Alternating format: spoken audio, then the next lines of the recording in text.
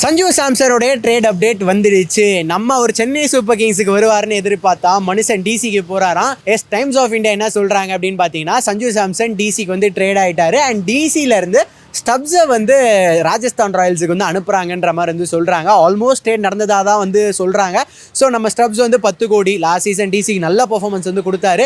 ஒரு நல்ல வேல்யூபிளான பிளேயர் அப்படின்னு வந்து சொல்லலாம். ஸோ அவரை வந்து ராஜஸ்தான் ராயல்ஸுக்கு அனுப்பியிருக்காங்க. அண்ட் ராஜஸ்தான் ராயல்ஸுக்குமே வந்து பார்த்தீங்கன்னா ஸ்டப்ஸ் மாதிரியான ஒரு பிளேயர் தேவை தான். ஏன்னா அவங்களோட மிடில் ஆர்டரே வந்து கொஞ்சம் கன்ஃபியூஷனாக தான் வந்து இருந்துச்சு. அந்த மிடில் ஆர்டர் டு ஃபினிஷிங் ரோலுமே வந்து எந்த பிளேயரும் ஒழுங்காக பண்ணல அப்படின்னு பார்க்கும்போது சஞ்சு இப்போ போறாருன்றது ஆயிடுச்சு. ஸோ அதுக்கு பதிலாக ஒரு நல்ல பிளேயரை வாங்கிடலாம் அப்படின்னு ஸ்டப்ஸ் உள்ள கொண்டு வந்திருக்காங்க.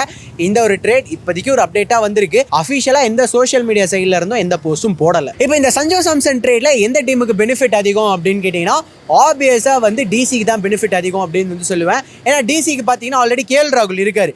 கேஎல் ராகுல் பிளஸ் சஞ்சு சாம்சன் இவங்க 2 பேரும் ஓப்பனிங் பண்றாங்க. இல்லை யாராவது ஒருத்தர் ஒன் டவுனுக்கு போறாங்க அப்படின்னா அந்த டீமோட லிஸ்ட் பாருங்களேன், கடப்பாற மாதிரி இருக்கும். ஏன்னா அக்ஷர் பட்டேல், குல்தீப் அந்த மாதிரி இந்தியன் டீமில் இருக்க நல்ல நல்ல பிளேயர்ஸ் ஆல்ரெடி இருக்காங்க. ப்ளஸ் சஞ்சு சாம்சன் ஒரு நல்ல ஆடட் அட்வான்டேஜ் அப்படின்ற மாதிரி சொல்லுவேன். ப்ளஸ் சஞ்சு சாம்சன் ஒரு இந்தியன் விக்கெட் கீப்பர், கேப்டன்சி மாதிரி நிறைய ரோல் பண்ணக்கூடிய ஒரு நல்ல பிளேயர் அப்படின்னு சொல்லலாம். அப்படியே நீங்கள் ராஜஸ்தான் ராயல்ஸ் பார்த்தீங்க அப்படின்னா ஒரு இந்தியன் பிளேயரை கொடுக்குறாங்க. அதுக்கு பதிலாக ஒரு ஓவர்சீஸ் பிளேயர், நல்ல பிளேயர் தான் வச்சுக்கோங்களேன், பட் ஒரு ஓவர்சீஸ் பிளேயர் எடுக்கிறாங்க.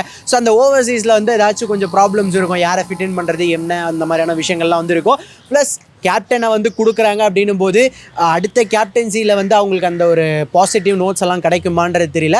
ஸோ என்னை பொறுத்தவரையும் டிசிக்கு தான் பெனிஃபிட்ஸ் அதிகம். இப்போ சஞ்சு சாம்சன் டிசிக்கு வந்துட்டாரு. கேஎல் ராகுலோட நிலைமை என்ன? ஏன்னா இப்போ ஸ்டப்ஸை வந்து டிசி 10 கோடிக்கு வந்து அனுப்பிட்டாங்க. பேலன்ஸ் 8 கோடி கொடுக்கணும்ல.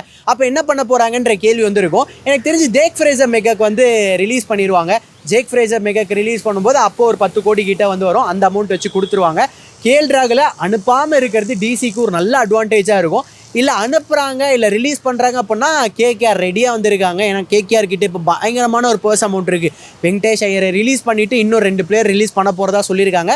அப்படி ரிலீஸ் பண்ணிட்டாங்க அப்படின்னா கேஎல் ராகுலை வந்து டிசி ரிலீஸ் பண்ணாலும் சரி, ட்ரேட் பண்ணாலும் சரி, கேகேஆர் ஒரு நல்ல இதில் வந்து வாங்குறதுக்கு கரெக்டாக வந்து இருப்பாங்கன்னு சொல்லலாம். டெல்லி கேபிட்டல் சஞ்சு சாம்சனுக்கு கேப்டன்சி ஆஃபர் பண்ணுவாங்களான்னு கேட்டால் மோஸ்ட் ப்ராபப்ளி எஸ் அப்படின்னு வந்து சொல்லுவேன். ஏன்னா நீங்கள் லாஸ்ட் சீசன் அக்ஷர் பட்டேலோட கேப்டன்சி நல்லா தான் இருந்தது, டீசெண்டாக இருந்தது அப்படின்னு வந்து சொன்னாலுமே ஒரு சில மேட்சஸ் ரொம்ப சொதப்பி தான் வந்து தோத்தாங்க. ஸோ அவங்களுக்கு வந்து அந்த கேப்டன்சி அப்படின்னு பார்க்கும்போது அவங்களோட அந்த பிளேயிங் லெவனில் கேஎல் ராகுல் தான் அடுத்த ஆப்ஷன். பட் இப்போ கேஎல் ராகுலுக்கு வந்து கேப்டன்சி எடுக்கிறதுக்கு இன்ட்ரெஸ்டே இல்லை அப்படின்னா கண்டிப்பாக வந்து டிசி வந்து சஞ்சு சாம்சனுக்கு தான் அந்த ஒரு இதை வந்து கொடுப்பாங்க.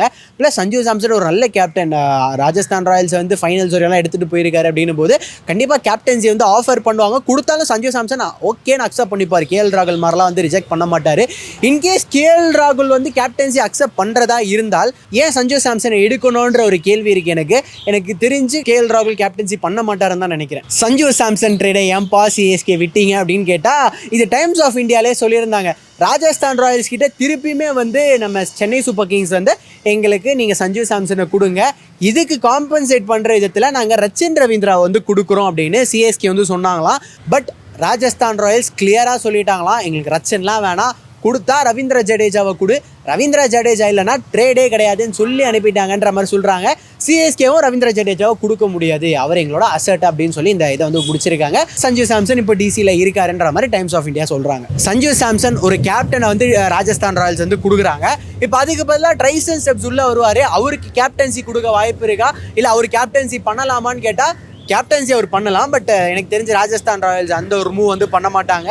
ஸ்ட்ரெயிட்டாக ரியான் பராக் இல்லை ஜெய்ஷ்வால் அவங்க 2 பேரில் யார்கிட்டயா வந்து கேப்டன்சி வந்து போகும். பட் ஸ்டப்ஸுமே நீங்கள் பார்த்தீங்கன்னா SA20 வந்து ஹைதராபாத்தோட அந்த ஃப்ரான்ச்சைசி இருக்குல்ல, அவங்களுக்கு வந்து கேப்டனாக வந்து இருக்கார். எனக்கு தெரிஞ்ச அந்த மூவ் பண்ணாலும் ஓகேன்னு வந்து சொல்லலாம். பட் அவங்க ஒரு இந்தியன் கேப்டனாக தான் வந்து விரும்புவாங்க. அது மேபி ஜெய்ஷ்வால் இல்லை ரியான் பராகாக இருக்கலாம். கேப்டன்சி ராஜஸ்தான் ராயல்ஸ் கொடுக்க மாட்டாங்க.